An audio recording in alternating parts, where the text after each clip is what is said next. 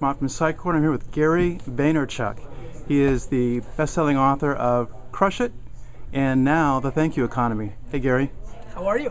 Very good. Thank you for taking time. Sure. So, love your books. Thank you. What's the message for the head of marketing, the CMO, in any company, but especially the medium to large enterprise companies? About what I talk about at Thank You Economy.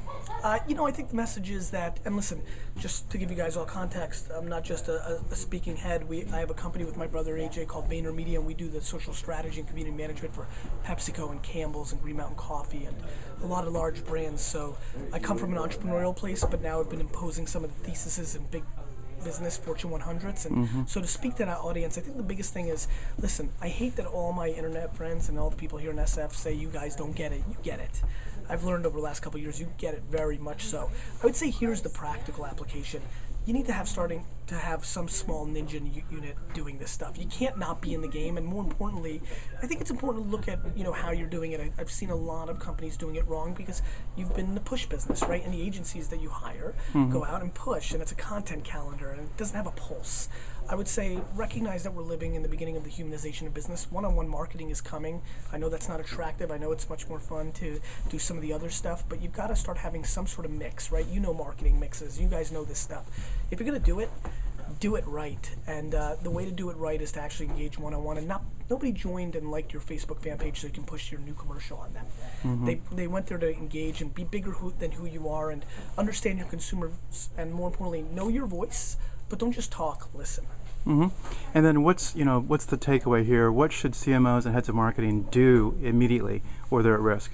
I think that first and foremost, to be smart to kind of do an audit.